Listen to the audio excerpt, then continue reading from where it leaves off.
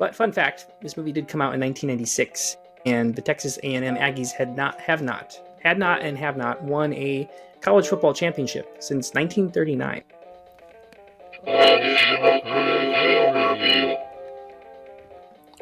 Boy, you mix your podcast as bad as you mix metaphors, you'd be out of job. Welcome to Additional Crew, the spoiler-heavy review show where we choose whatever random film we want to talk about. This episode we bring to you when the skeleton of his murdered predecessor is found. Sheriff Sam Deeds unearths many other long-buried secrets in his Texas border town. I'm, of course, talking about John Sayles' 1996 film, Lone Star. Nominee for Best Screenplay written directly for screen, ultimately losing to Fargo. It's a pretty good competition. How does it hold up 30 years later? Let's check it out. But before we jump into all that, and we will very shortly, let me introduce your co-host. I'm Nick. I'm here all the time. Willie, you're with me. You guys also probably know Willie. He's been here a lot. Also co-host of Double Doinkers.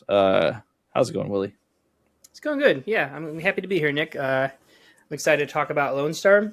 When I was first looking up the movie, I kept forgetting. I forgot to put Lone Star movie, and I just looked up Lone Star 1990s, and I just got the band, and I had forgotten about the band. I grew up listening to them on my mom's car radio, so I was like, oh, a little throwback. But this movie also came out around the same time Lone Star did, the band that is. There's a lot of little coincidences which we'll get into around the release time of this film, right? It's funny because when I chose the title, my partner Janice, she was just like, "Oh, you're choosing this because of the Norah Jones song." So Lone Star, of course, being Texas is it the name of their flag? I might be sounding a little ignorant when I say that, but I think it's related to their flag. Texas, they're the Lone Star State, duh.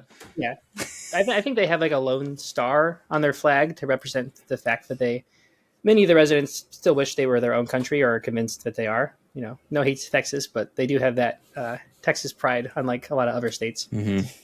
Yeah, they got kind of a weird thing going with that. Which I'm not from Texas.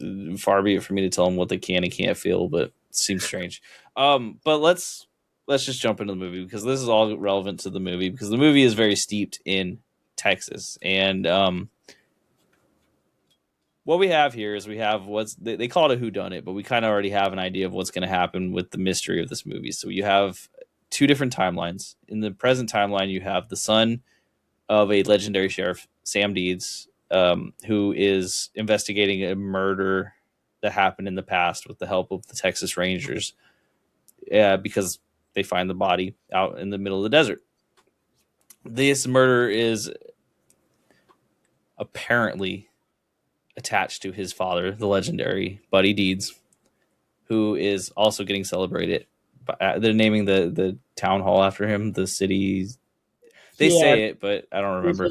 They unveil some memorial piece to him as well at City Hall. It's like him and a child, like in dedication to him.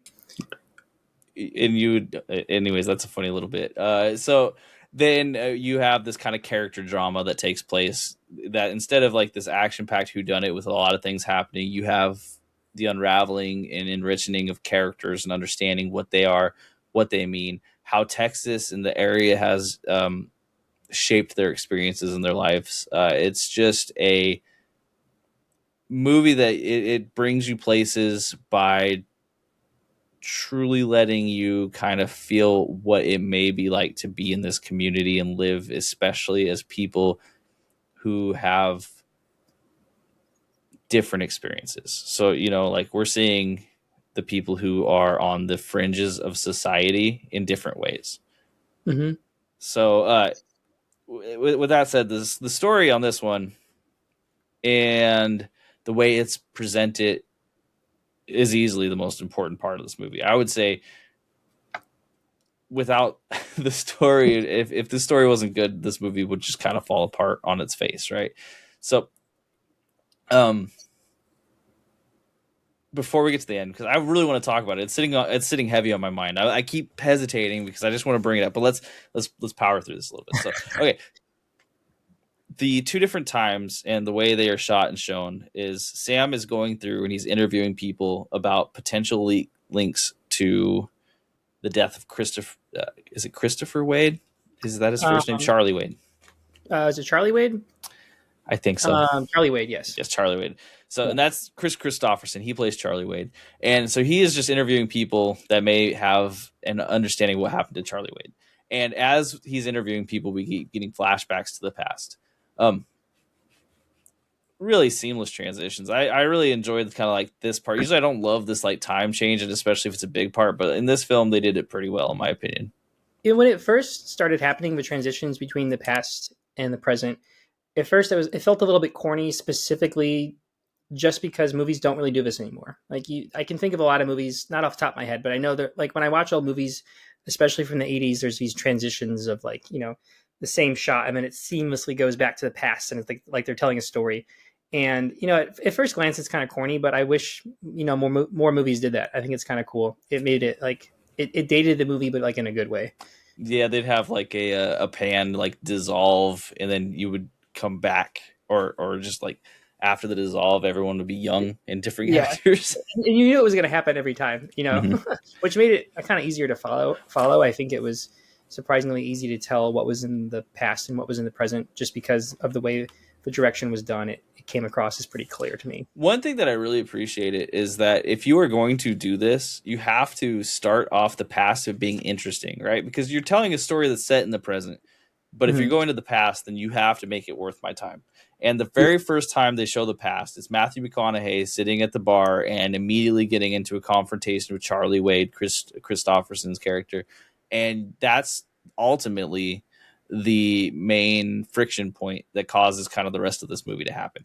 And it's also really cool because that scene, if any scene, screams Texas to me.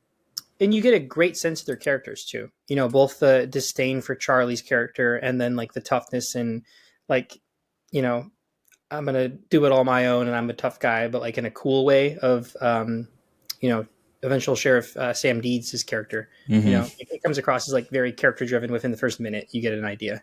You can tell immediately he's like, okay, so you called me out. Who gives a shit? I'll still do what I want to do. You can still get in as long as you quit talking back. He's like, it's my way. I know it's my way, and I'll do whatever I want. I don't care if you think I'm evil, if you even know what I'm doing and it's wrong. I'm still gonna do it. There's like probably a little point in here to talk about like overall corruption, especially in these sort of systems where he's taking advantage of all these players. I think it's played a little bit, and you kind of understand that that's a big part of what's happening here, but they don't directly address the corruption of the sheriff. Yeah.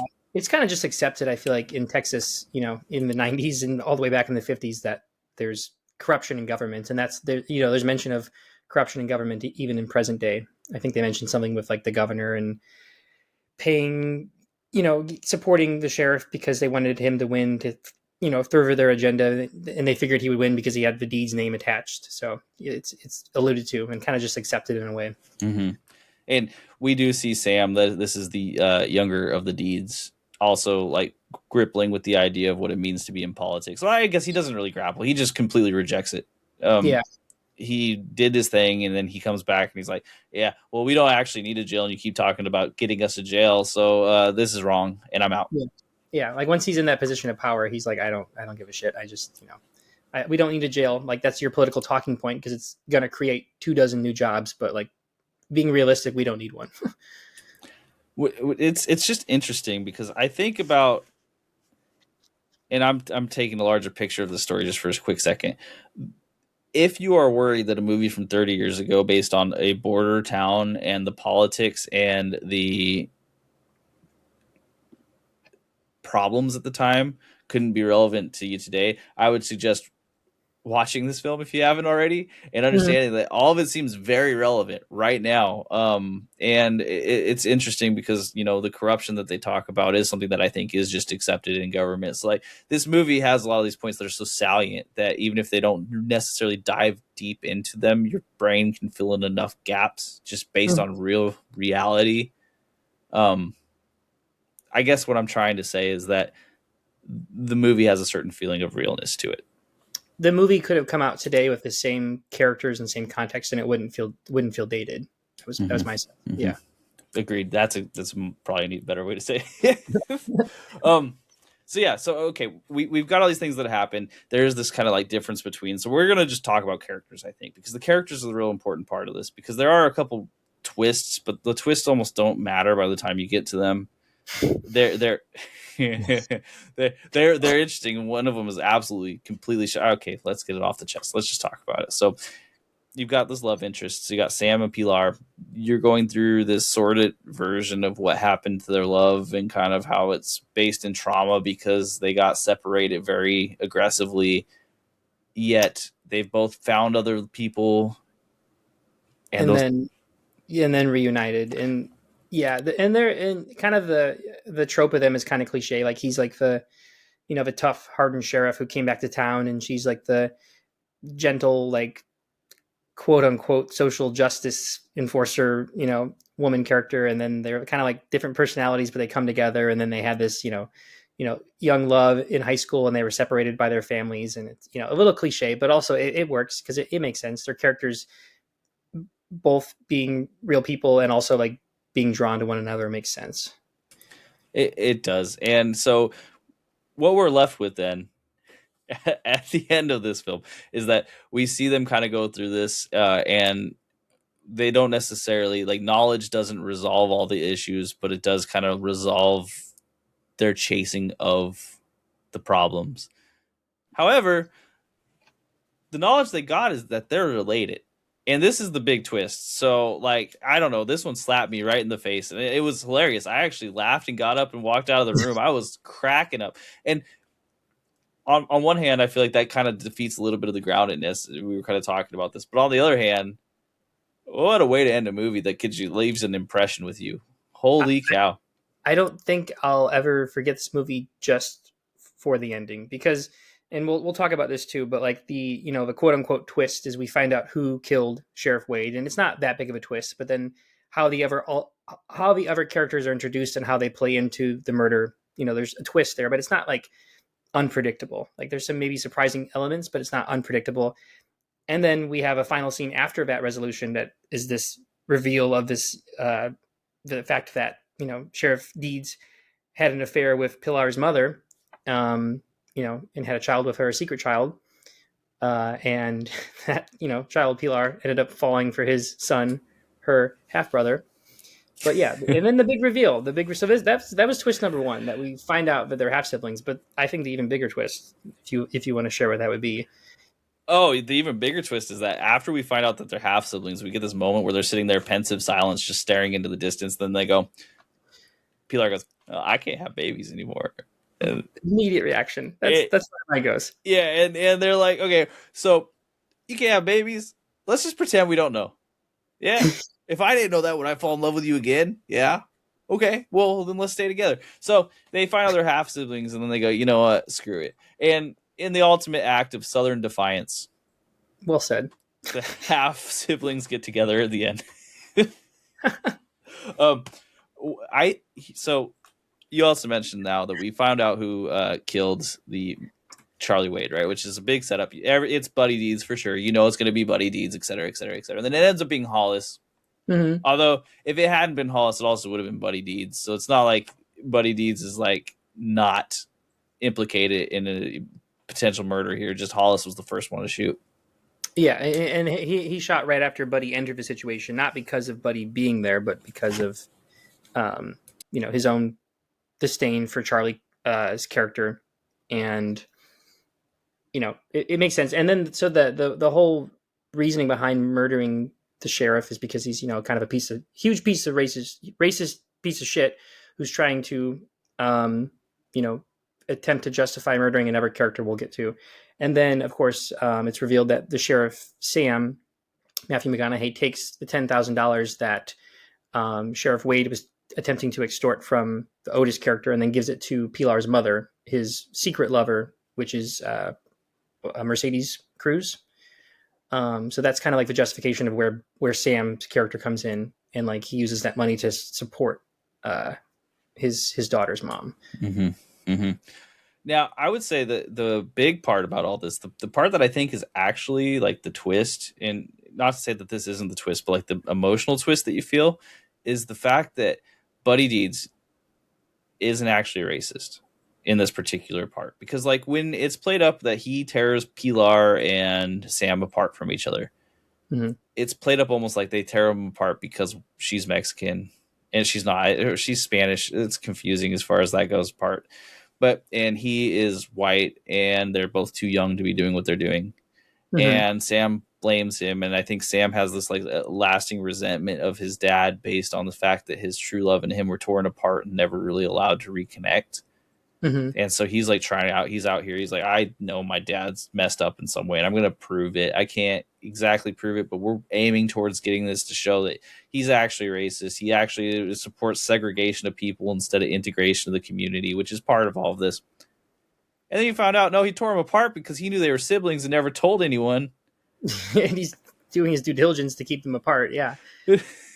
It's like the vindication of Buddy in this particular scene is the real twist to me. I'm like, okay, Buddy was actually doing the right thing, but it felt wrong, but it was right. And it was still kind of wrong because he was cheating on him, but it was still right because they're brother and sister. Mm-hmm. And clearly he's not, racist on the surface because, he's having the secret affair with a Hispanic woman, on the surface, of course. So there's a double whammy of justification. There's just this justification. Since you bring up the word, this whole film is kind of based on this weird justification, right? Because everyone they know that Buddy helped out their town. Mm-hmm. So everyone is willing to justify the rest of his actions and give him excuses or prop him up in ways that he necessarily doesn't need to be propped up because he helped out their town so much. Exactly. And that's a great play on, like real life, historical heroes and politicians that have been pieces of shit. Like they've done so much good that instead of just like looking at the nuance, people will take the good because it's on display and they'll like prop him up. And because there's, Mm-hmm. pride in that. There's Texas pride, town pride. Mm-hmm. So they're going to look the other way. And I think very, very early on, maybe I didn't pick up on this completely, but it seems like very, very early on, a lot of people in the town wanted Charlie to be, no longer sheriff, but also dead. So like fingers being pointed at Buddy makes some sense. So like people around the town could probably suspect that maybe Buddy was behind it, but like they don't want to talk about it or acknowledge it. I think at some point Otis even says as much. Like he's like, we all kind of knew that Buddy would be involved, but it was a favor for us. So who cares? Yeah, we'll just look the other way. Which it's a good little question on like what justice looks like, right? Because Texas is a good place for this because Texas is so you stand up for what you believe. Like death, dueling, fighting. This is just part of Texas history. If you what you believe is what you think is right, then you stand up for it. And if you hurt someone else to make sure that your version of correct gets put across, that's morally acceptable. Yeah. And so we see that here kind of playing out in a way that I think as an audience, if you understood what Charlie Wade was doing, you can also understand that. Mm-hmm. It's like, the bandits are raiding the town, but the bandits are also the law. And when that guy just magically goes away, you don't ask questions on why, you just go, thank you. Yeah, exactly. Because like, obviously if you're, well, quote unquote minority in the community, like, he's a racist, white supremacist piece of shit. So you want him gone. But also like, if you're a white person in power at this time, like he's also just, a piece of shit in general. And he's corrupt in other ways besides just being racist. So I feel like that's kind of like a racial uniting factor, is that like so many of the townspeople want him dead. He's not very well liked by anybody, regardless of race. Mm-hmm. Mm-hmm. And so that's like the number one main kind of part of the movie. The story is that we're just trying to figure out who killed Charlie Wade, even though we kind of know who did it. What I will say is that Mayor Hollis, ultimately is the one who killed Charlie, and I think it's earned because there's enough to point at Hollis having done it. This was my main thought, is if it wasn't Buddy, it was Hollis. And I'll tell you why here is because one, Hollis never leaves Charlie's side. Yeah. If Hollis wasn't the one who did it, he saw who did it. Yeah. Or had like a great suspicion that was not revealed at the time. Mm-hmm. And Hollis has the scene on the dock. I don't know what the river's called. I want to pretend I do. But not the Rio Grande, but One of those. Yeah, it's ignorance of the South. That's what I'll say. But anyway, they're on the dock, and it's one of the most beautiful shots in this film. I love this shot so much. We'll talk about it a little bit later.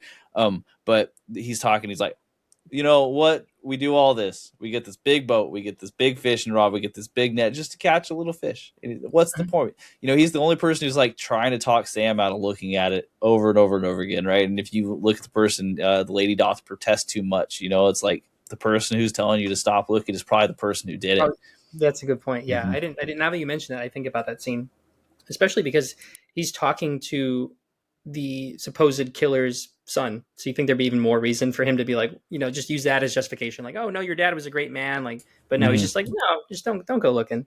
It's like, Yeah, it helped everyone out. Just quit. Just yeah, stop. Don't worry about it. I'm not even going to be mayor next year. Just quit it. You know, like, oh, okay. And it makes sense because one of the things that was hard for me in this movie was like justifying Hollis and how Hollis seems to have kind of a good moral compass as the mayor. And yet he is with Charlie all the time when Charlie's doing all these terrible things. It's like, well, if you're with Charlie all the time, how are you not just as terrible as Charlie for never stopping it? And then we find out at the end, oh, he did stop it. He he did ultimately stop. stopped it. The reason the part in the movie where I started getting an inkling that Hollis was at least involved was after Sheriff Charlie murders I forget his name. Is it Eladrio? Eladio. Eladio Cruz, and then the look of horror on his face. That scene also, like, I kind of saw where it was going, but the way that the sheriff murders him was also took me aback. That was a very tense scene, and the look of horror on his face, and just like not being able to explain a rationale behind that act of violence. That's what kind of triggered me to think like, okay, I think he knows something at the very least, if he's not the one that pulled the trigger himself. Yeah. I mean, that scene, Chris Christopherson played that scene so well, right? He did the whole just jerk thing that it's almost a trope in certain movies, right? But it plays well in this movie in particular, where he's like, grab your gun. Yeah. Grab your gun. And then as soon as he grabs the gun, And he then turns around it's and he like, oh, blasts I him. know where this is going. Yeah, Mm-hmm. yeah. And that was the same idea. I don't remember. No, I guess the scene where he murders or attempts to murder Otis, he was getting Otis to grab the gambling money that he had won for operating that ring. He wasn't grabbing a weapon, right? He grabbed a gun. There was a gun inside of it. I don't know, like, because that's part. I think the dialogue was muffled as far as what you could hear, but then Yeah, there was a gun inside of the box, and he wasn't right. grabbing the gun in a. He wasn't. What is it called when you wave the gun? Like threatening or Yeah, he wasn't threatening. He wasn't. I'll think of this word in a minute. It's the difference between holding a gun and holding it to hurt someone. There's a right, there's a legal word for it, and I'm spacing it right now. right. Okay, yeah. But Charlie saw the opportunity to use similar justification in that Mm-hmm, moment. Did mm-hmm. with yeah, And I think both Hollis and Buddy knew how important Otis was to this community, and yeah. they were like, okay, no, you kill this guy, and it's done, it's over. This is game over, man. Immediately, yeah. And he's like, okay, like there was no hesitation, like it's over, and they immediately came together to get a plan to cover it up. So Mm-hmm, I mm-hmm. also love the scene early on between Charlie and Otis when Otis is younger and he's in the bar and he like throws him down and then like I forget the sequence of events. Is that when Otis goes to grab the chair to swing at him and he pulls the gun? Yep. Mm-hmm. That was also a great, like, very tense scene. That was, and it showed that Otis wasn't like just weak, right? So he wasn't going along with it because he was weak. He was going along with it because he had already been threatened for his life. And that close up, again, another scene we'll talk about, the close up on Chris Christopherson's eyes in that moment when he's in that bar and he's asking him to pour the glass. It's just such an easy display of just pure hate. Mm-hmm. Where he's like, I don't care. I don't even like you. I'm dealing with you because you'll give me money, and anything else, I will get rid of you as quick as I can. You also see elements in that scene with Hollis starting to crack, showing at least on his face, showing disdain towards Charlie, where he like when Charlie asks Otis to clean up the beer that Charlie himself caused to spill, he's like you can just see that he's just being a hateful piece of shit, and he's like using that to like torment Otis. He's no reason to be in the bar. He's no reason to be Mm-hmm. talking to him. It's just That's true. And Hollis does, I think, when he's like, "Do you want?" He's like, "Poor Deputy Hollis a glass," and he's like, "I don't want one." he's like, I want a bottle, and he's like, get a glass. Mm-hmm. Mm-hmm. Yeah, That's right. yeah. So these parts I think are very wonderfully done, in my opinion. Like the connections between all of it. Charlie, anything that Charlie's involved with is good. Chris Christopherson, and we'll talk more about acting later, but Chris Christopherson, not an actor by trade naturally, but he has done it a handful of times, and this is the exact role you'd give a guy like him, and he delivers so well and almost so easily that it's just super convincing. So this all works as far as him being just this badass awful Perfect person. casting. Mm-hmm. Yeah, I think he was my favorite casting in the whole movie. He just does so much with his facial expressions, and the way he even walks, and like the way he like draws his gun is just like very very well done. He's got that Texas swagger, and he uses it so menacingly that it's perfect, right? And the Texas swagger being a menacing thing is kind of like alluded to a lot of different parts in this movie. One of the background like noises that are happening here is a lot of the racial talk, because it's not necessarily exactly super poignant to the movie. Like it's not the point of the movie. Maybe it is the point of the movie actually. But what I mean here is that like as far as the plot goes, it doesn't really move the plot forward to understand the racial tensions exactly. Mm-hmm. However, it creates this rich underlying layer that's going on, and so like you get this early on from the school scene. It's not elementary school; I think it's a high school, but you get this from the school scene where the people are talking about what can be in the textbooks and what we're teaching the kids, and you can see how one's like, hey, more than half of our population is Mexican and they're from Mexico. We should teach part of the history of what this place was. It's Mm-hmm. not just Texas. It was Mexico. It did have all these things. It wasn't just the Alamo. It was all these things before it. And then, you got the other people who were there like, I don't want them learning about how we're the bad guys. We ain't the bad guys. You guys lost. So you don't deserve to tell history how you want it. We deserve to tell how we want it.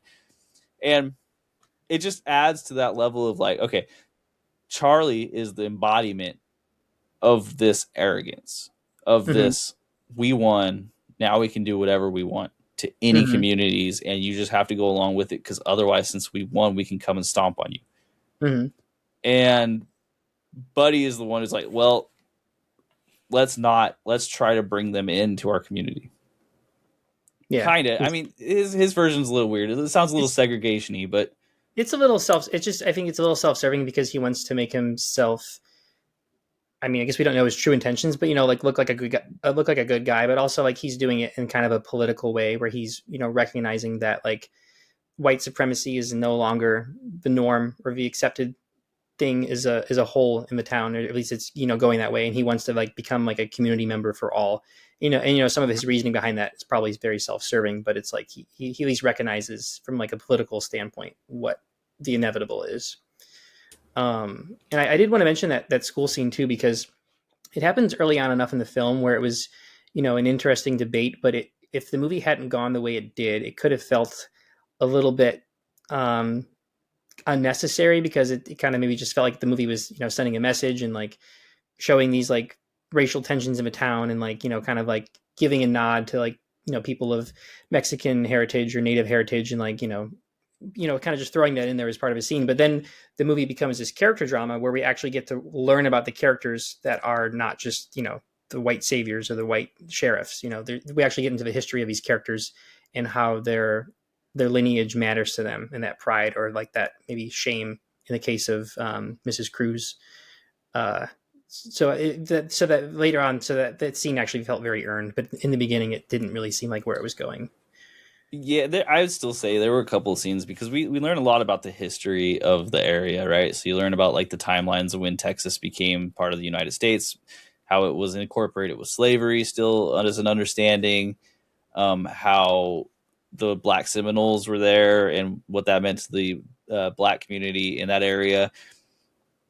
And I would say like because you do learn about the characters, it doesn't feel forced. It's not Mhm. bad. Exactly. You definitely know, however, that you're being told something to learn it. Yeah. That doesn't really go away. So I do understand that, but also they earned it with actually building characters around this that would be interested in this stuff.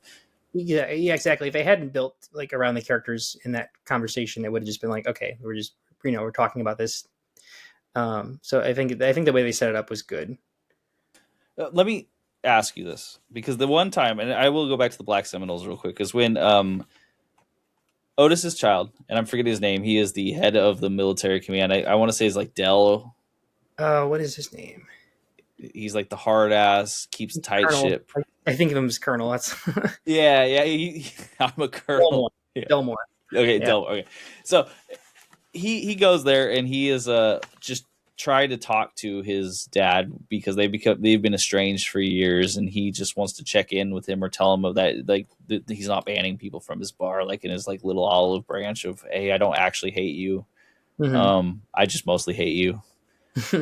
And he learns about how his dad is a collector and knowledgeable person on the history of the people in that area.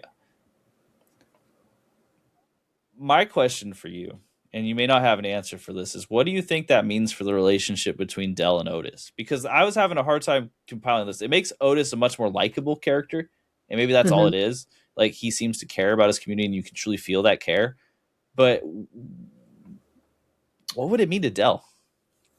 Well, I'm trying to remember now exactly. So I know that I remember this scene clearly with Dell coming in and seeing all the photos and newspaper clippings about him and his military success, and then the scene of his Dell's son Otis's grandson comes in and learns about all the history of with the Seminoles, and learning that he's part native and that kind of You know what? you You're know right. You're right. You're right. It is his grandson that comes in and does learn about it.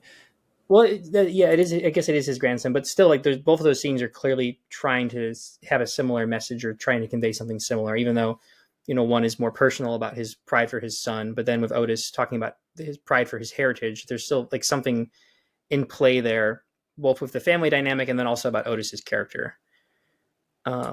But what was your question again? Well, I was going to say, what does it mean for their relationship? But I guess what it means for the grandson's relationship is just that he understands that his grandpa knows their roots, and he doesn't know his own roots really, so he's learning it through Yeah, meeting up with the grandpa. curiosity. Well, and I think it still does show that even though his Dell is not talking to Otis anymore, his son is, like completely cut him off. He's proud of his heritage and his roots, but also proud of like the legacy his son has continued on, even though it's not from the same like racial lens. It's clear. It clearly conveys that Otis is someone that appreciates and like family and like history is something very meaningful to him, which I think is a good show to his character.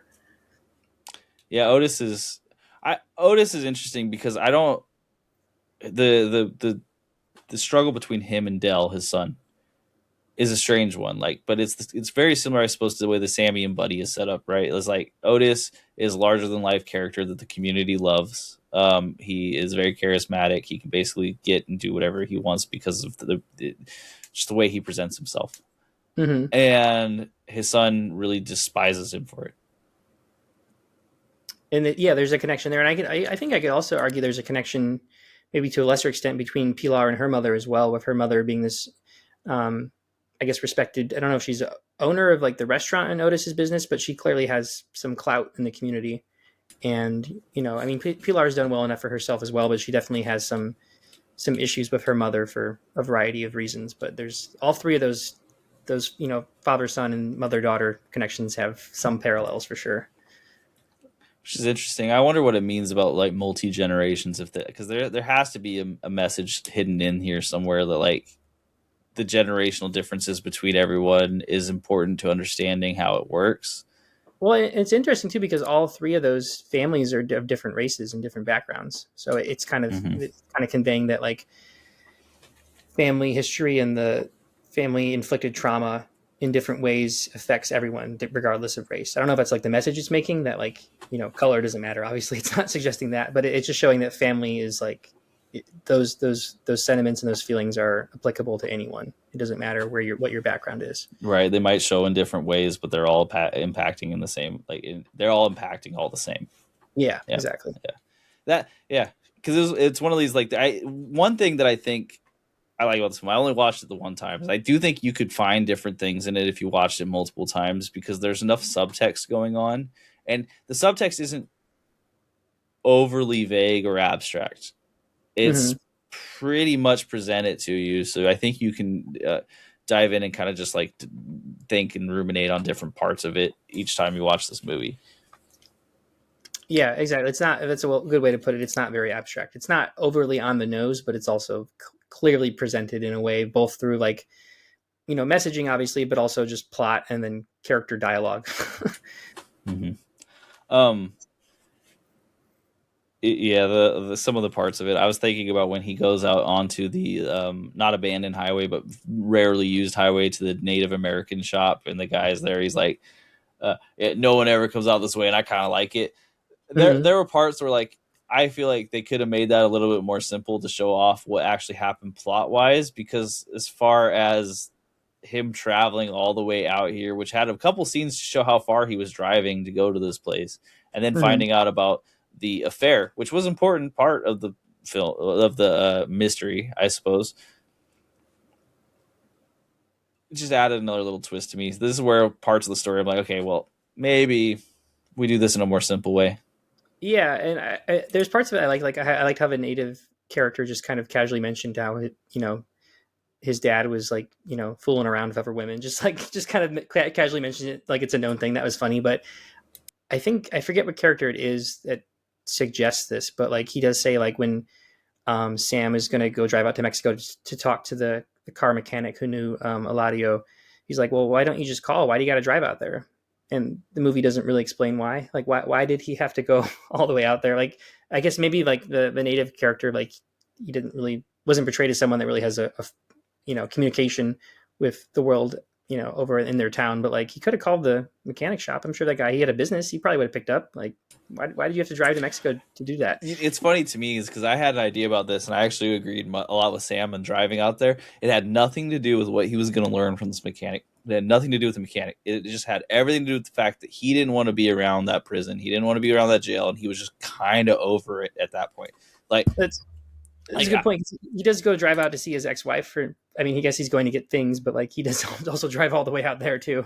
like I think, yeah, in my opinion, he's at this point where he's just accepted that his dad is a killer, and he's just Uh, like, oh well, why am I following in his footsteps? Why am I a sheriff? Why am I any of this? I might as well just go fuck off this time and go be on my yeah, own. I don't want that's to what talk to you. You be the dude. That's fine. Whatever. Who cares? he's kind of having like an identity crisis, and he clearly doesn't want to be associated with his role for parts of it while he's doing the investigation. And he's not showing up as this tough sheriff investigating. He's showing up as this guy trying to figure out this mystery. And we do see that, I guess, a couple times, because when he goes to Mexico too to talk to the guy who owns the tire shop there, um, it's the same thing. He wears a sheriff outfit, but it's really not him presenting as a sheriff, even though that's part of it, like because he looks like a sheriff and he's showing up. But Mm-hmm. he's just asking questions now because it's his dad, and like you see him push away that idea, like it doesn't matter at all to him, but it almost matters so little to him that it's everything to him. Mm-hmm. I don't know what you call that when the bell curve turns into a circle, but So something like I'm that. sure Texas has a different, unique term for it. Well, that's when you cross over the actual the hemisphere line. It just kind of inverts, right? Yeah, That's.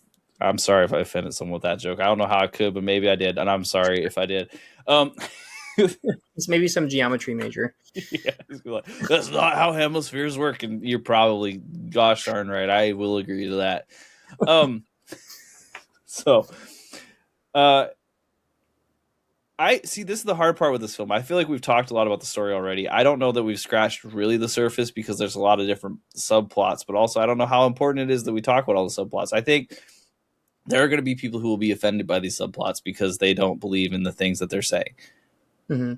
One thing that I like, and I will agree with this forever and for always, is that it talks about having full context. It doesn't talk about good. It doesn't talk about bad. It talks about having full context over and over and over again.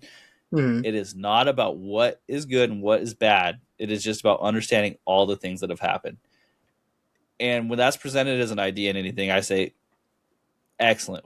The world would be better if we could get full context on all the things that are happening, even if bad things were still happening. Exactly. And those are my favorite kind of movies and books that talk about morally gray characters or situations with nuance. I mean, like one of my favorite movies is Donnie Darko, and it doesn't get more like nuanced than that. Like we don't really know what's going on. There's a lot of up for interpretation, and like not just being purposely vague, but like you were saying, like portraying situations that aren't like good guy, bad guy, or like trying to get to the heart of like the moral good in a story. You know, obviously there's exceptions, but like, yeah, my favorite pieces of media are ones that deal in that kind of in between layer. Yeah, and I like this because essentially we found out what happened. We always kind of knew what happened. Time has passed. We're presented with the whole story.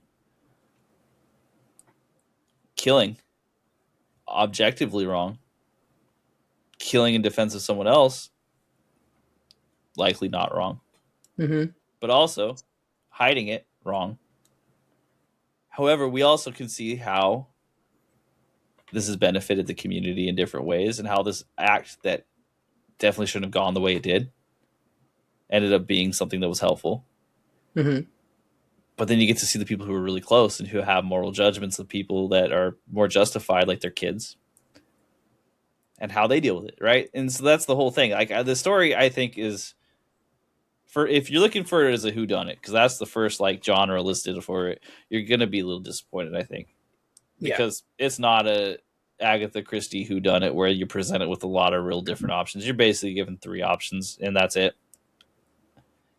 But if you do want to get deep into some characters in an area, I think this is a phenomenal version of it. I really did like the story on this one. I left feeling very satisfied with what I watched, and the dialogue is awesome. I love the dialogue in this movie. There's a lot of quotes that I wrote down, just because I laughed at them, because they were on the nose, great.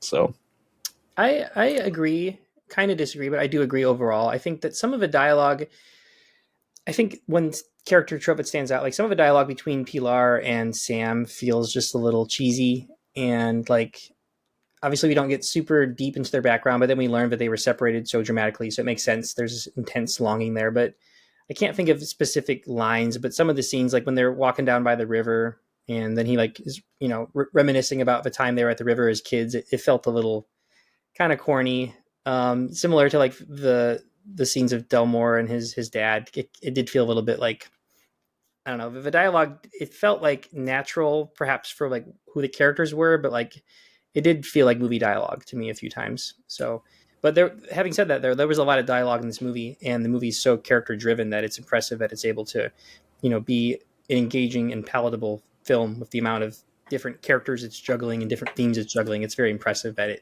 that it's a movie so dialogue driven can actually be like engaging and like tied together cohesively with all that.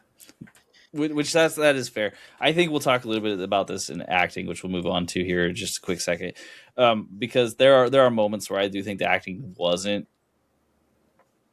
There were some really good performances, but there were also performances that I did not like as much in this Mm. film. And it's like you could see the difference. Sometimes it felt like film, and every once in a while it slipped in and started feeling like a play. That's a good way to put it. Yeah. Which, if you're gonna do that, okay, but that's got to be the style. You can't switch back and forth between those two things because it's jarring. And it's always hard for me to tell sometimes if that's a script issue or if that's an acting issue, and it could be a little bit of column A, a little bit of column B. A little bit of both. Yeah. So like as far as the acting goes, I guess I'll just jump into it since we're bringing it up here. The kid actors, both of Pilar's kids, her children, Mm-hmm. every scene they were in was kind of bad. It's hard with kid actors to really make a harsh judgment on them, but like I think it was Adamo. Is that the daughter? No, the son, Amato, the son who got Oh, arrested. Um, yeah. he's cool haircut, bad acting. He's just kind of phoning it in. Yeah. He's Yeah. like, okay, you're going to play this kid that was, picked up by the police and you're mad at your mom. And that's exactly what he did. Mm-hmm. Mm-hmm. Yeah. And the daughter, I have less worries about. She didn't have a ton of lines, and hers were okay. Yeah. The chemistry between Pilar and Sam, which is kind of what I think you're talking about. Man, I will be honest, it wasn't there for me like at all, really. No. Yeah. It was like, it wasn't really the actors, just maybe, okay. And you could go big brain for a moment, and maybe like the actors were told to play it like they're drawn to each other, but they don't know why. And they maybe unconsciously know that they're siblings. And if you want to put it like that, then yeah, they did have good chemistry in that kind of sense. But yeah, their relation just seemed like, I think one scene that stands out is like when her and Pilar and Sam first see each other in the jailhouse, and you can tell immediately they have a past, and it's like unspoken. But then she's like, "Can you check if my son is here?" And he's like, it's been a while since we talked, and she's like, it's been since high school, and it was like it was really hard to tell what their intentions were, and it felt a little off. The chemistry was weird. Like I can understand going for awkward, but It wasn't just that. it didn't play like awkward. It played like they actively didn't like each other. Yeah. And it was weird too. That particular scene I should mention. When they're like, we haven't talked since high school, and we haven't seen each other since high school. And he goes, "Yeah, I know what your son looks like." Well, what do you mean you know what her son looks like? Excuse me, Sam. Like, elaborate, because he doesn't Yeah. ask for his name. He just goes back there and grabs her son. Yeah. I think that almost was taken as like they had picked up because they showed the scene earlier where he's like arresting a couple of Mexican boys that are in a car. So he's just like racist and thinks that, oh, it's probably this one. That's kind of how I took it. If it plays that way, a whole different movie. Really, honestly, like this is one of those little plot like holes to me that could mean a lot. I've kind of chosen to ignore it a little bit, but when it happened, I was like, "That's a weird thing." You haven't seen her forever yet. You know exactly who her son is. That's how I took it. I thought he was just like, oh, it's probably this kid. Honestly, he's I nonchalant about it. Made me think that. part of it made me think that like Sam's kind of creeping a little bit. Like he comes back to his old hometown because she's still there, even though he had just divorced his wife, and he is just watching her. And then the first opportunity he gets to go out there and haul all the people at her house in, he takes He just does, so he can talk to her. he does say at some point. I don't think it's by the river, but maybe it's some point where he's like, he's like, I think about you all the time, or like he's like, I never let it go, kind of thing. And it's clear that he's a little obsessed with her. Mm-hmm. And how many times he mentions Nando? Nando is also clearly on his mind. He's like, it's a shame about him. He was a good dude, right? He's a good dude, right? I mean, Nando, right? But he's dead now, so I guess he's dead. So And also Nando, I don't know if this is related, but I think it's clear that Nando passed recently, but not extremely recently. So it's like, and then Sam also moved back to like a little less than 2 years. So it's like, did he move back because he found out her husband died? it's a question, and Yeah. I mean, it's not like we're presented with Sam being this awesome dude. We're presented with someone who can think deeply about different issues and has stronger emotions than just good or bad. And I think you see that especially in a movie is steeped in what we're steeped in. I think we were just led to accept that means that he's a good guy, but I guess that it didn't. No. When they finally get together and he pulls up to the school, I think it was, and is just waiting outside in a car without telling her, and she comes out and she just doesn't even say a word and just looks so upset. Mm-hmm. Like looks like she's about to start crying. Mm-hmm. And she comes out and she's just like, follow me. And then they make love in the apartment. Mm-hmm. And it's like, whoa. But where did that come from? This all feels bad. Like this feels like you just gave up on your stalker. You're just like, I guess I'm not getting rid of you. Let's just go do this. And she's not really portrayed. I mean, I guess we don't know much about her character, but she's not portrayed like maybe okay, but like it's super impulsive like that. I guess she does like talk back to her mom, and she's defends herself in the scene where they're talking about integrating the new history. So she is able to stand up for herself, but yeah, at the same time, it's like it's a very impulsive thing, and like we mentioned before, like the chemistry between them is awkward, but not like in a sexual tension kind of way, just in a purely awkward kind of way. So it's not like their dynamic didn't seem to be leading up to anything at all. It just felt like a strange impulse that she followed him, and then immediately after, when they're in bed, and she asks him like, "What are we going to do about this?" And he's like, "Hoping we'll be doing a lot more." And she's like, "Oh yes, I'm with you now." It's like, I mean, clearly we learn at the end of the movie she's extremely impulsive, but up until that point, it feels a bit jarring. It does, yeah. Because she doesn't look ultra happy after they make love either in that hotel room. She still looks pensive and sad, and you could attribute that, I guess, to the thought of her just losing her husband, and this is the first relationship, et cetera, et cetera, et cetera. But like with everything we've seen up to that point, I don't have a reason to believe that she's super happy. And then for her to be just super cool with just hanging out with her half brother afterwards because they've been in such deep love. Yeah, I just don't know if it's an acting thing, a script thing, or what. But this is the hardest part for me, is that relationship just didn't really work. And I don't know, because it's two people you don't really want to show having joy during the movie. So we don't know what joy looks like for them. Mm-hmm. I don't know. I guess, having said that, I think Chris Cooper as Sheriff Sam was really good. I think Chris Cooper kind of plays a similar or the same character in most of his movies, and he showed up here. I think as a lead actor, he's not often a lead in a lot of movies, and I think as a lead here, he was good. He has the right look for this role too, because he's like the sheriff that is attempting to do the right thing, but he's got kind of like, and this is whatever, but like I look at him and I'm thinking Texas, right? And he's like this really stick. He doesn't have like the big muscles that you see on Matthew McConaughey or Chris Christopherson, and yet he's doing the best he can with what he's got, and he's working through, and he looks like a Texas guy, so it all kind of works. And then everyone's like, yeah, he's good, but he can't be Buddy good. Yeah, And that kind of fits. Yeah. exactly, it fits. So I do agree. Outside of the relationship stuff between the two of them, awesome. I thought he did amazing. There were other weak parts for me. Like I didn't think the military folks were all that good of actors. They were Yeah, okay. I thought that Delmore. I couldn't really take his character seriously. I haven't seen all of Scandal, but I watched some clips of it in some of his monologues as his character on Scandal, and he's playing a very similar role in this, just more subdued. I just can't not see him as Dyson from Terminator 2.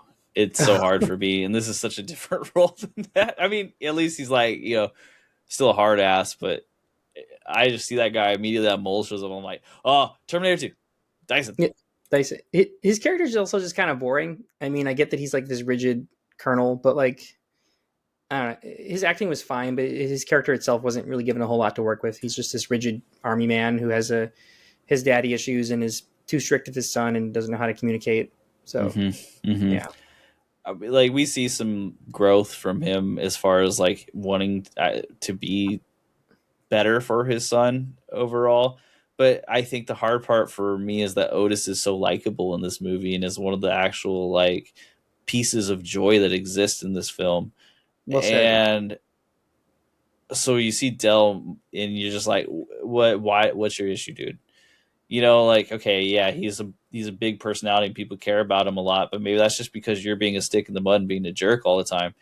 And that's not really your fault, but also come on, man, like get with the program a little bit. Don't Mm. don't treat your son like crap because you're upset that someone else is more popular than you that is related to you. Yeah. So I agree, he wasn't given a lot because I think we needed to see more of why he was so mad if we really wanted to play it so hard. Yeah. He just didn't have any depth really at all to his character. Yeah, agreed. And he didn't want to be there. All this stuff and the military thing. Overall, what good was all the focus on the military folks in this movie? Like, yeah, what did they? Now that you mention it, I mean, obviously the very beginning, the guy and the other guy, I forget their names. They like find the skull and they call out Officer or Sheriff Sam. And then briefly, very briefly, it's touched upon the relationship, the interracial relationship between the two privates, which is double scandalous because of their race and also because they're like telling the other privates they can't be fraternizing, and yet there are these like command officers that are like having a secret love affair.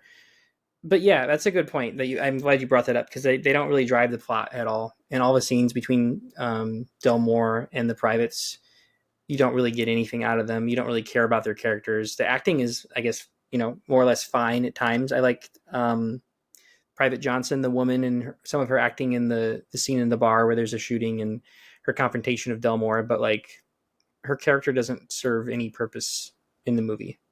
And it might if Delmore's character, who's overseeing all of them, had an actual depth to him, but you don't get that at all.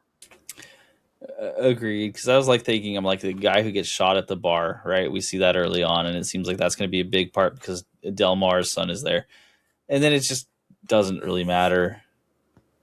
Like who cares really? Honestly, like for me, the only thing I got out of the military was not related at all to the plot of the movie. It was like showing that like you had these white dude who's being a white savior trying to save people, right? And then you had the black lady who was also showing her real life, and that was like kind of the mix going on, right? He was like, oh well, you got to be good, nice to her. She came from a bad place, and we got to show her things that can be better. And then you had someone who's like, hey, she came from a bad place. If you don't punish her, she's going to fall right back in it, and like these differences in ideology on how you deal with it. But also, what did that mean for this movie?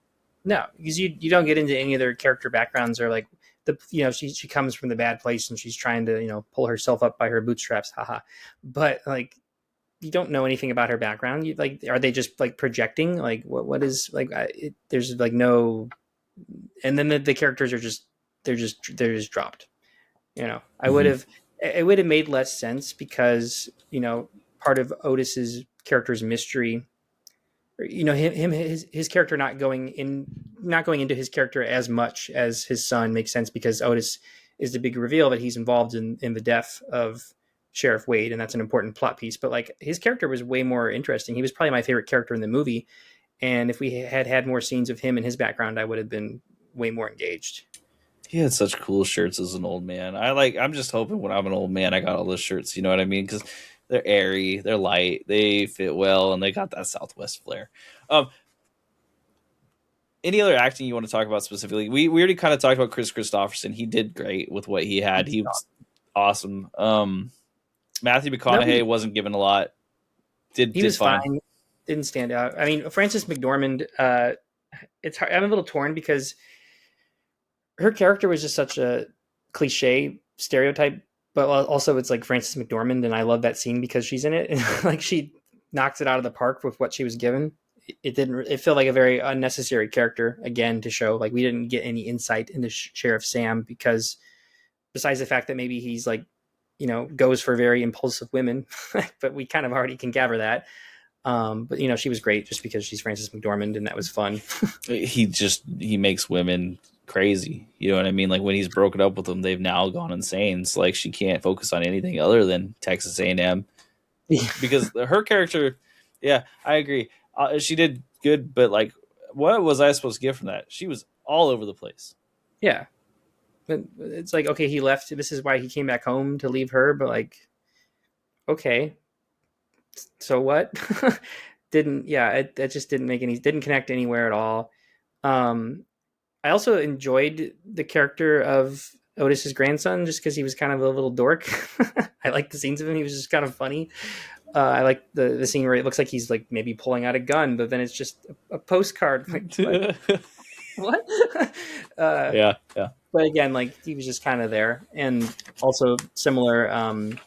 Mercedes Cruz, Pilar's mom, she was fine. I think she played the role well, but again, didn't have a lot of depth. Didn't need a lot of depth, but didn't stand out per Yeah, se. she was like the person who had made it and then hated on illegal immigrants, right? Which is But an she one of archetype the that's based in reality, but like it didn't really connect with the story in such a strong way that I think it mattered a ton. Because there's a little bit of the subplot about like illegal immigrants being used and how she has them in her restaurant, and she's like, no, they all have green cards, they're all okay to work. yeah, she's like using this like so there's like some cognitive dissonance there with her, and then also like that she told Pilar that they were Spanish because she was like ashamed of where she came from, and I mean in all like interesting points, but it doesn't really add much. Yeah, I mean, I guess thinking about it just for a second, she probably hates illegal immigrants because Eladio got killed hauling illegal immigrants. Yeah, that's But true. That's a good point. I mean, and that makes sense. And also maybe it would make sense that she made up the background of her, being part Spanish because she doesn't want her daughter to explore anything about her actual like heritage and where she comes from. she's like, gosh darn it, you and Eladio, you're going to get shot too. We can't do Yeah. this. Yeah. But even saying that, I'm like, what does it really add to the film itself? It's kind of the whole thing is a character study, so I suppose that's good. She did good acting as well. Like there was no parts where I'm like, wow, she's acting terribly, you No. know. So realistically, let's move on to our next little bit, and I'm gonna play a quick song here. 5 things you likely did not know about Lone Star. I'll go ahead and get this one started here. So, the first thing you likely did not know is Joe Morton. That is Delmar. He plays Otis's kid in this movie. He's actually older than the actor who played his dad by more than a year, 18 months roughly. So, the thing about spraying your hair gray is that it just works. So, but when you get cast for someone and then your son is cast, but the actor's older than you, that probably doesn't make you feel super great. Fun one. Will, you want to take up next? Yeah, well, I was going to ask a little sidetrack. There was it the Karate Kid? I think was a famous example of like the actor who plays the Karate Kid is like older than his like mentor or something crazy like that. There's been a few actually. This has happened on a lot of the movies that we've reviewed. Like I think A History of Violence was one where like the son was only like 6 months younger, and he was supposed to be in high school, and the dad was supposed to be like the 40. I don't know, man. They just run out of ideas. They're like, yeah, we like you a lot, so you're just in. Who cares? We'll figure it out. Spray his hair gray. We're good. Right, your hair gray. Next little fun fact: this movie back in 1996 premiered at South by Southwest, which is currently a film festival in Austin, Texas, and I believe it was in Texas back then as well. I mean, this movie must have went bananas South by Southwest, because South by Southwest, awesome music fest, and it was also revered for a long time. It's recently fallen off due to miscellaneous issues with advertisers, and also with every version of good culture being co-opted by people who don't understand the culture. So it's not the same as it was. But trust me, 1996 through like 2008, South by Southwest was it. That was some cool shit. So probably went bananas. It was also John Sayles. You know, everyone's like, "Oh my god, we gotta watch this movie." So next one, the movie playing at the drive-in when Sam and Pilar are pulled out of the car. Young Sam and young Pilar even are pulled out of the car.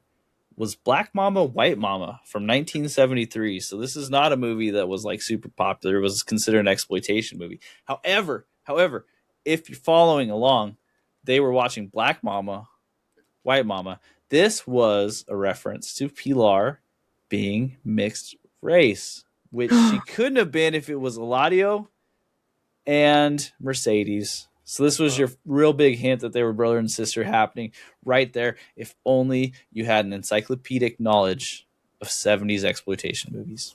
What a movie to make out to in the backseat of a car. Absolutely insane choice. Yeah. Well, yeah. Nothing else playing that night? You had to go to that? All right.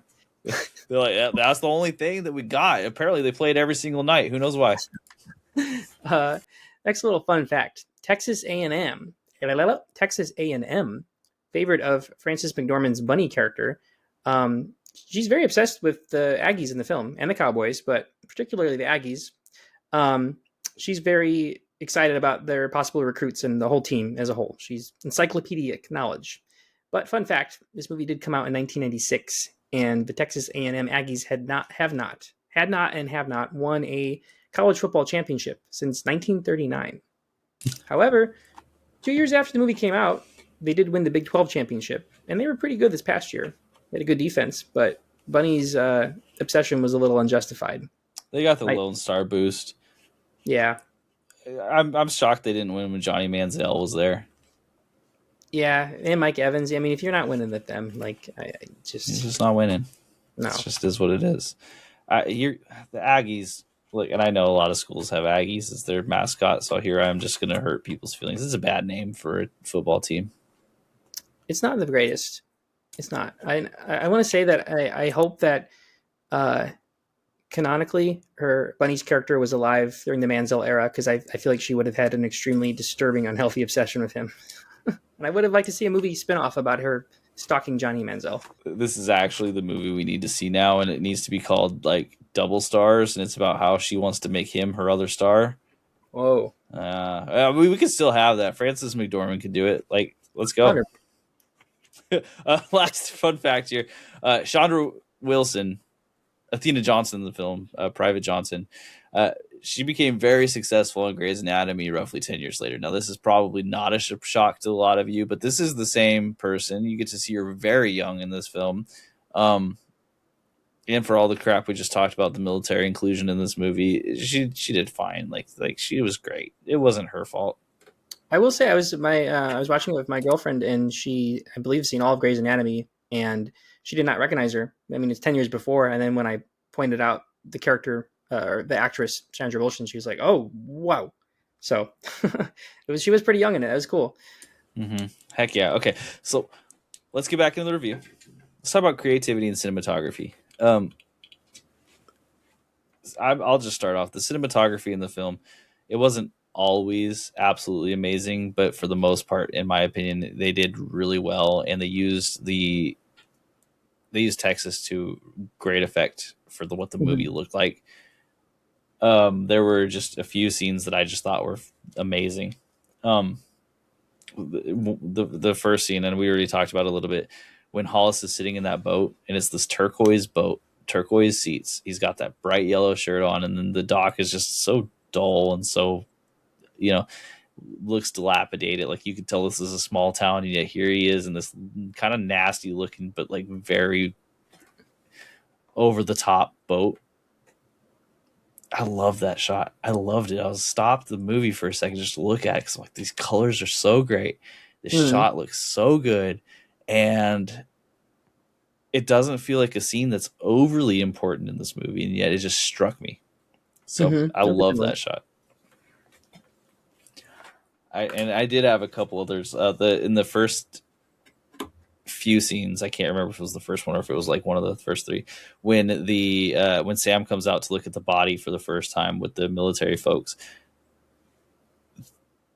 the cactus was used as framing a lot, and I just thought that Oh, looked really well.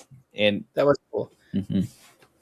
Yeah, they did. I wish they had done more of like shots of like Texas landscapes and stuff. I mean, they definitely did a bit, but I do like how they used the cactus as framing and and that was like the very first scene. So I liked how they set it up that way. The part when when they're showing the folks crossing the river to get into America, and there's the voices over the loudspeaker that were kind of incoherent. Also had some awesome cinematography going on during like that. Felt like its own little sequence, a little divorced from the plot of the movie, really, but like it looked really nice. So I can understand why they included it at the very least. If you want to look at it as like photography. I could go on a whole little rant about how movies nowadays are way too dark, but another thing I liked about that shot was that it was clearly at night, and a lot of the scene that was being filmed was concealed, but I think it had just the right amount of light where you can still see the characters' faces while still like hiding and portraying the fact that it's at night. I think that was well done. There's like a level of like moodiness that you can get to that a lot of movies try to, but like if I can't see your film, what are you doing? You know, like you're missing out on half of what a movie is, three Yeah, quarters of what a movie is, maybe the I whole could thing. I could rant. Um, the town felt like an old town, kind of dilapidated. I said dilapidated a few times because that's the way it feels. Like Accurate. every place they're inside of kind of looks like it's made for senior citizens. It does not seem like a young person's town where you're seeing a lot of youth hanging around. And then the only youth you were seeing is getting in trouble. Hmm. Um, yeah, so I suppose those are the shots I really wanted to bring up. The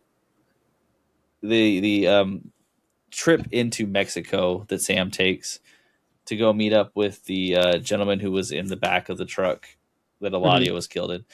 That was also a really good sequence when he was driving into Mexico. Just the driving shot with all of the different scenes, like making sure you knew that you were in a different area.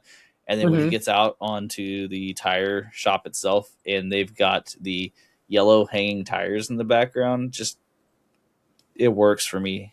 Every time That you hide something like that, that's so vibrant. I love it. that the whole sequence is actually that was my standout for me. I like that. I also like the scenes. I don't remember if it was. I think it might have been after that scene. I don't recall exactly, but I like the scenes of him driving at night. Again, were kind of nothing like particularly Mm-hmm. special, but I liked how you had shots of both the road and then his face partially concealed by the dark and the headlights. It looked cool. Yeah, and that felt like the time where they were like, okay, let the editing do its thing. Let's go. Let's play around with some special effects here. Yeah, a little stylish with it. Mhm. Um, yeah, so I thought the movie looked pretty good. I mean, it wasn't all absolutely exceptional the whole way through. However, it never really rested. This was a movie that definitely felt like it was trying to look good too, because they chose angles that were showing interesting and unique looks. They weren't just sitting here like, okay, here's a close up shot on him, here's a close up shot on that guy. They were like, okay, let's take this look as Sam's walking up to arrest the kids. You know, you're watching him walk up in a mirror on the side of a truck. So cinematography felt pretty good to me, and I think it was very coherent within itself. I don't remember any parts that really like blew me away as not being great. The scene where Sam and Pilar make love, however, the I have this question sometimes, right? When I'm like, you filming these scenes, and I know that this isn't really the purpose of the movie is to like film it in like a realistic way that looks realistic, but also like they're like thrusting at each other and they're sitting up, The like, whole time. and Yeah. I'm just very confused about what's actually going on here. I didn't. I thought that they were just holding each other. It didn't. It was. It was. I mean, probably purposely subtle, but also like it was. It was as erotic as a sex scene between half siblings should ever be. So I'll just say that. Okay, all right. You've justified the whole thing for me now, so we're in it. We're in it. This was a good If it choice. had been too, better orchestrated and realistic, I think I would have not ever wanted to think about the scene again. So there you go. I and again, it was not like it was a big deal when I'm watching it. You know what I mean? Because it's like, this isn't really the purpose of this movie. It's like whatever, they're just doing a thing. But at the same time, I'm sitting there like, I just don't really understand what's happening here. Truthfully, like I know what they're doing, and I know that they're being, but But yeah, what is this? and it doesn't line up with their reaction afterwards, where they basically profess their love for each other and want to stay together. And it's just like, okay, it's been a minute. um, yeah. Okay. So other than that, usually I would talk about like the super creativity. This movie is very grounded in reality, so they don't really go nuts with anything. There's again a lot of really cool shots that happen here, but you watch the movie, you get a feel for it. Those are my favorite things. Yeah, well said. Um, editing, pacing. It was a long movie. I forget exactly how long, and it did feel its length. This one wasn't one that like just rushed by. It was 2 hours 15 minutes. It wasn't Yeah, overly slow, but it went back and there were scenes that felt really slow and then also scenes that really flew by and well paced. And I think I don't really know if that was the directing. I think a lot of it was just driven by the scenes with characters that I was engaged in.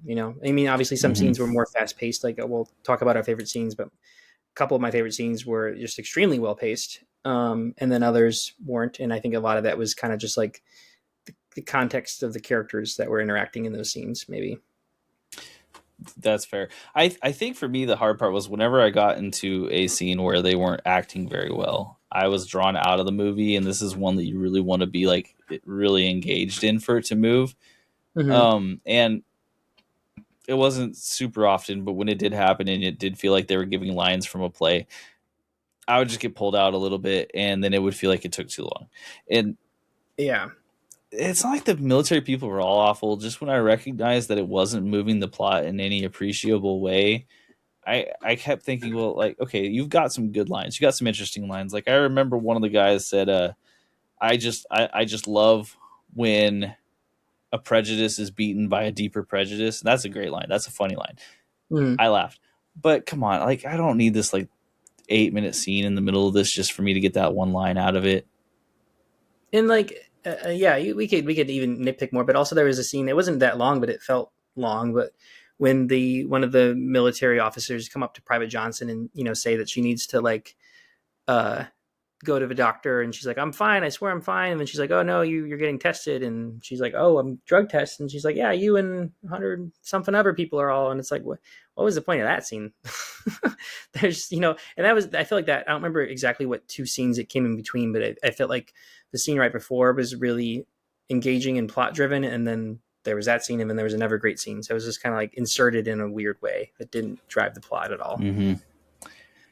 I think like the whole purpose of all these is to show Delmar growing as a person and understanding that like he can be accepting of things that are different, or like he could be more soft because sometimes soft is what's needed.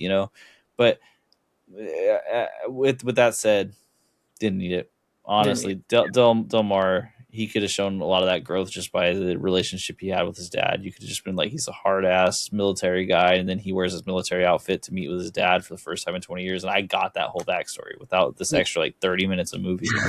It did feel like that long, yeah. So like the editing pacing's all over the place, because I agree there were parts where I'm like, wow. Also, the editing, it is hard because, as you were saying, modern film techniques have changed. Mm-hmm. And it definitely did hit a couple cheesy, like, I give you a line and then I pose, Yeah, and then we dissolve, yeah, and then we come back and it's something different. yeah. Which, okay, but you had given me the awesome tortilla That was, transition in the beginning, so like, can we keep it like awesome like that or what? yeah, and that I think that was even that worked better because as well because it was a scene where he's telling a story specifically, and the other transitions were just kind of like, gotcha, here we go. um, One scene I'm so happy they didn't cut out was the Game Boy scene, because that came out of nowhere and felt so kind of off, but like it just worked because it was so oddball. Yeah, I like that scene. I forget who her character was. I remember that's when he was investigating something. What was her relation She again? was the wife of the original owner of the bar, I think. Okay, that's right. Yeah, when Otis was working there as a kid, it was Mm-hmm. her husband. That's right. Yeah, Mm-hmm. And she's like, "Oh, you ever played one of these things? Don't I promise?" It's just like, okay, waits the whole day. this, Yeah, this is an interesting enough scene. I'm glad you left it in, because a lot of these dudes aren't oddballs in the way you need them to be. So having this one character who's just doing something oddball feels great. It's good. yeah, Um, Pilar, Mercedes, and the restaurant. I had no attachment to that restaurant whatsoever, and yet it seemed like it was kind of vaguely important to the writer of the movie. So hmm I don't know if that's like an editing pacing thing, but like, at what point did it end up mattering that she was hiring people who had green cards? I mean, I guess it was just kind of like a not super well executed way of like showing her relation to people that were were crossing the illegally, and like where she came from, and the juxtaposition between that and what she's told her daughter and her history. But it was kind of like it's just I think it just kind of portrayed her as being a very complicated character. Mm-hmm. Which is Yeah, fair. I suppose that is good, especially because we do have a lot of Mercedes in this movie. It's not like it's not there. She ends up being heavily involved in the major twist. So I won't hate on it too much. But pacing is something I think could have been improved for sure. yeah, I think so too. And I say that out of respect too, because there were scenes that were so well paced, and then when the ones that weren't well paced were happening, it showed much more than it would in like a mediocre movie. Mm-hmm. Story, sound and music, sound and music. All the licensed music in the movie was awesome. Great choices. I think I even used Shazam to find out a few of the songs that were playing. What was the song playing at the very end? If at the very very end, Yeah. after they say it, I don't know. I'll tell you, the two I had is when Pilar and Sam are dancing in the bar after hours. They're listening to a Duke Levine song. Hmm. And I didn't mention it, but that was a pretty neat scene cinematography wise, because of the cool turquoise jukebox in the background that was showing. That's right. That was cool. Yeah. Mm-hmm. Um, And that was a scene where their characters actually their connection felt a bit more genuine too, or like it was more interesting. it matched like the level of pensiveness they have, because like they Yeah. were like, it's a kind of sad looking scene, and they're kind of sad looking people at this point, because they're always like kind of, for whatever reason, even when they're having a good time, they look really upset, and that's the perfect place for them to actually like finally dance. Yeah, I like that. And then I'm gonna pronounce this like just brutally. Mi Unico Camino by Conjunto Bernal.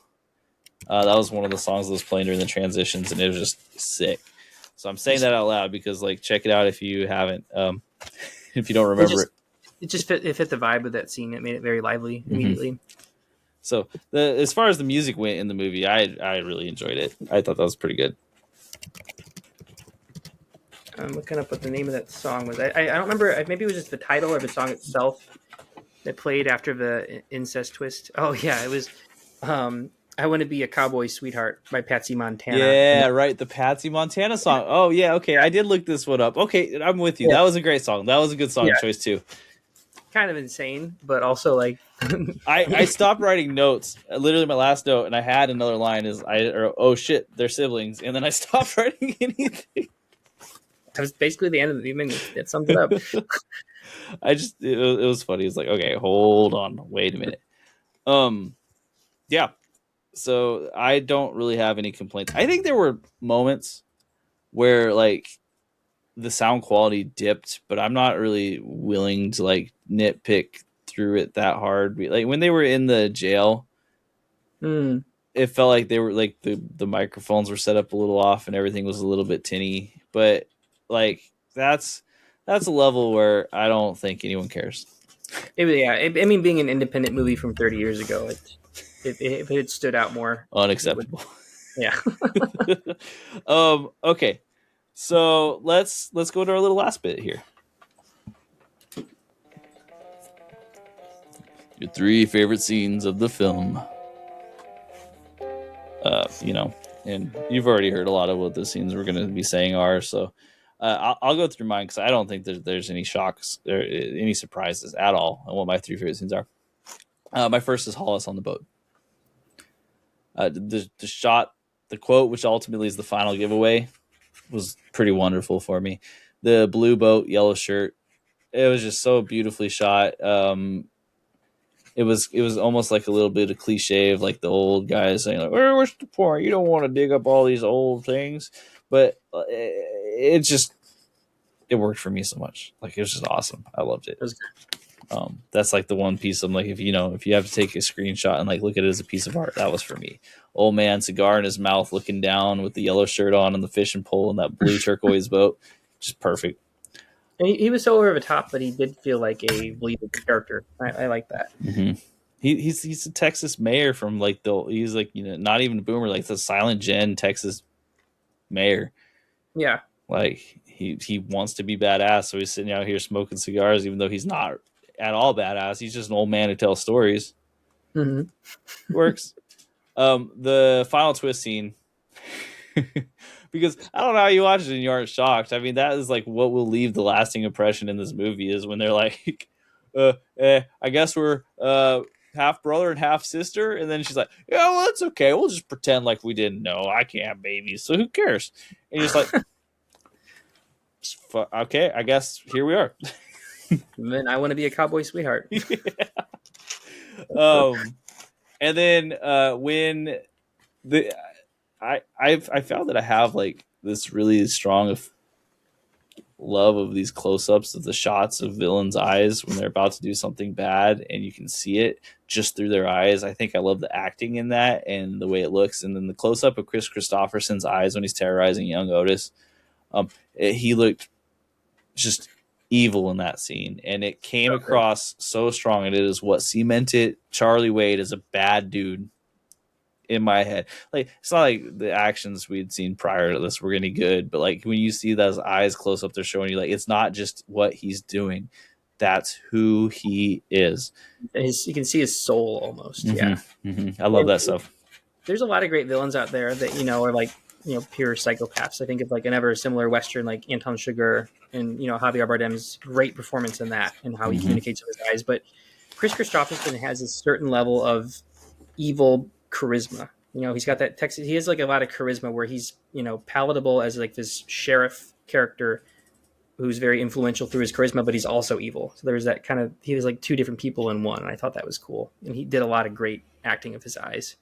Yeah, agreed. And man, it was.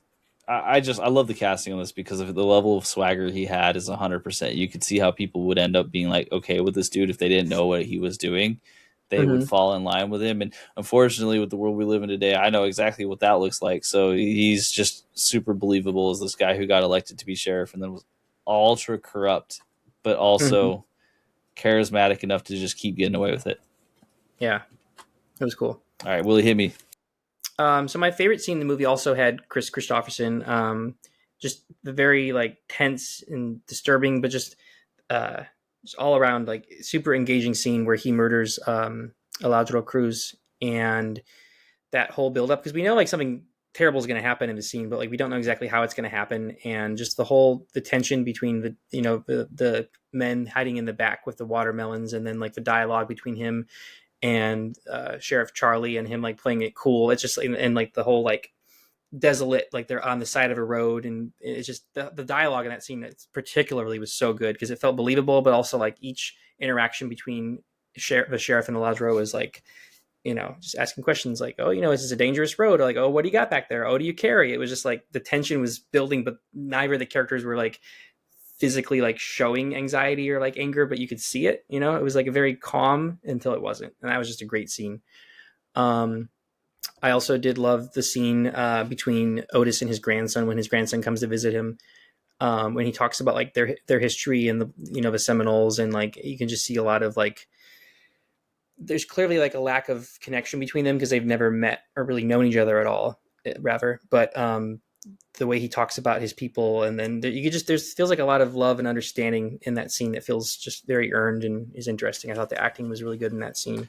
I agree. I had talked about the scene as far as like the story went, right? But like as far as like what it actually is portraying, Mm-hmm. there's a lot of emotion and feeling there. Like this is a scene that even if I had come to the conclusion that it doesn't have any meaning to the story whatsoever, I would still say keep it in there because you want to talk about context. This is context to that area, and it's pretty big context. Yeah, and it backs up like the whole like the scene earlier in the school, and then also like the hidden like heritage of Pilar's character and like what she's missing because she was never told about her history. Obviously, like her white sheriff dad's history is nowhere near as interesting as like the Seminole tribes, but like it connects to the themes of family, and that was I think that even though it didn't drive the plot, it still earned its place there. And then my last favorite scene was probably I'm probably gonna have to share the same one. I just Chris Christopherson and I think Ron Canada is his name, who plays Otis, are my two favorite characters. And then the scene between him and young Otis was also just had that great tension. And I really also enjoyed the scene of Otis again, where he's meeting with Sheriff Sam and kind of just talking about his relationship with Sam's father, Buddy, and just like that kind of back and forth dynamic was really good. I liked it. Yep, I can 100% buy that. Otis was a wonderful character to have in this movie. Just Yeah, like as the liaison to someone who has the finger on the pulse, and yet he's so incredibly likable. he's the only character in the movie that has a connection to every single element, I believe, because Mm-hmm. he works with Mercedes. He knows about the history of Charlie's death, and he has a connection with his family. Like he has his he's everywhere. 100%. Like it's that natural charisma that we all know that sort of person. Mm-hmm. Okay, so let us go ahead and give our final reviews. Unless you have anything you want to say beforehand. Nope, Okay. I'm ready. I'll jump in. So the story is going to be a 4 for me. Like I said, there's some issues there. However, like the character driven and the interesting characters that you're presented here are absolutely worth watching, and they are worth getting. In the subplot and subtext of the film, it's there. It's pretty easy, but it hasn't aged. And when a movie 30 years later is still presenting an idea that hasn't aged, you know that idea might be kind of interesting and useful to hear. Yeah. So I'm into that. I think it's absolutely well worth a watch, and I felt like I came away feeling pretty good about the story. Acting 3. The real issue here isn't that there wasn't some great performances. There was also some bad performances and some things that really kind of hurt the movie. After even talking about with the pacing and the fact that I think that the acting was part of the reason why the pacing felt a little slow in parts, it can't be all good all the time. Yeah. Unfortunately, some of them were just so unbelievable, and every single time I felt like a play, I got drawn out. Cinematography, I'm going to give it a 5, which is a lofty score because that's the best score I could give it. But I think it earned it. I think it had some really beautiful shots, and I can't remember anything where I felt like this is dull looking. And it's in a movie that, frankly, could have been really dull looking. Could have just been talking head, talking head, talking head, talking head, talking head, and that would have been the whole entire film. And they managed to avoid that, and they managed to show off the Texas scenery. And honestly, what I'm finding is that like all these movies that I'm really loving the looks of them, they're movies that are out and shot on location. Yeah, that's true. This was filmed on location in Texas, Mm-hmm. which you can tell Mm-hmm. in a lot of ways. You can feel it. It's like they hit the vibe perfectly because that's the vibe of where they're actually shooting. It's the same place that they set the movie. It's a great choice. Loved it. The pacing is going to be a 3 for me, and then the sound is going to be a 4. We just talked about this, so I won't get back to it. That's a 7.6 out of 10. It is a good movie. I would suggest people watch it. I think that it's kind of interesting that this movie isn't in the lexicon still in the way that I think it might deserve to be. I'm shocked that like I had never even once heard of this movie until last year. Like that was not last year, like the last couple months. Yeah, I'm shocked too. I mean, I follow movies, especially like movies that have been up for awards, and that have such a stacked cast. And I was familiar with John Sayles too, so I was surprised. And it has like its own, like you mentioned, its own Criterion collection. So clearly, some people still revere it. It's just surprising. Dude, I love whodunit movies. Like I'm at the point where I'll watch a bad whodunit movie and still come out with something that I love from it. You know, like the awful mysteries that are out there, like Agatha Christie. Give it to me. That's fine. I'm into it. That's great. Um, so the fact that there's a whodunit movie, and even if that's not the purpose, but one that it reaches the kind of artistic levels that this one does, and I've just never once heard of it, is shocking to me. I don't know what buried this movie, but something did, and it doesn't deserve to be buried. No, yeah, I as we often do, I really rip you on many of these points almost to a T. I think I would only thing I would mention that you didn't mention. I would give the same scores. I might give a cinematography a 4 instead of a 5 because to get a 5 for me, it's very difficult. That really needs to stand out to me. And this was just very well done, and there was no mess ups. But the cinematography, I could have used more of the landscape. But I think for what it was for an independent film, I think it really hit it out of the park. So I'd probably give that a 4.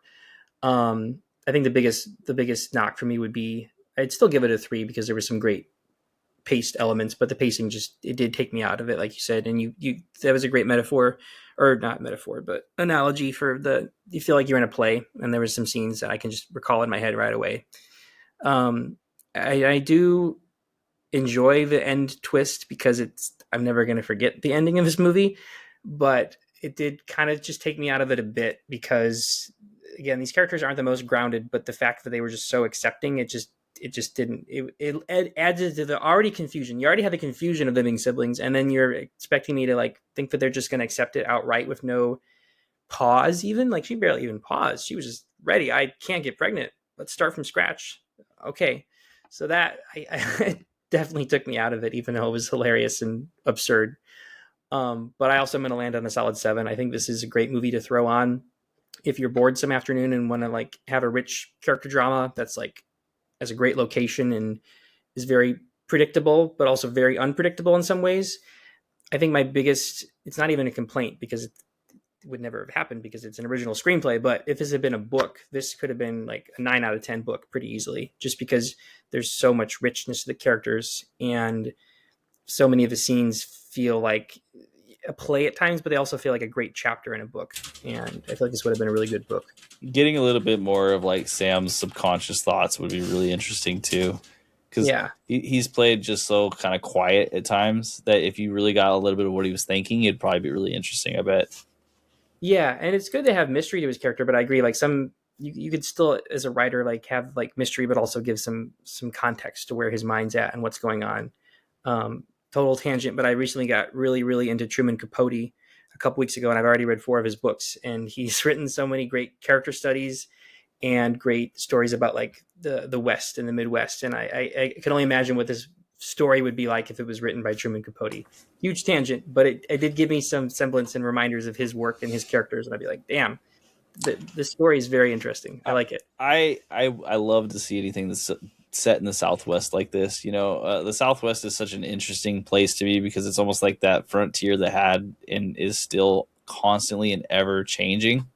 Mm-hmm. And it's just this mix of so many different things happening all at once that it just keeps churning and churning and churning, and there's so much tension that can be created there. And I mean, that's what you see in this film. Is just like, okay, well, we tap into why the Southwest is interesting. That's what this is. There you go. Boom. Yeah. So yeah, that makes a lot of sense to me.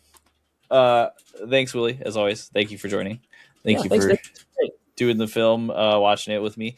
The next movie we will be reviewing that you'll be able to check out on this channel is The Lawnmower Man. That'll be me and Adam. We'll be checking out the 1992 Stephen King short story adaptation classic. I guess classic is a word you can use for it. I'm really excited for it, though, because I've seen stills, and anything that looks that insane, deserves to get some eyeballs on it. It's a pretty crazy movie. I've never seen it, so I'm really excited to see it for the first time. Nice. But past that, my government can go fuck itself, and so can yours.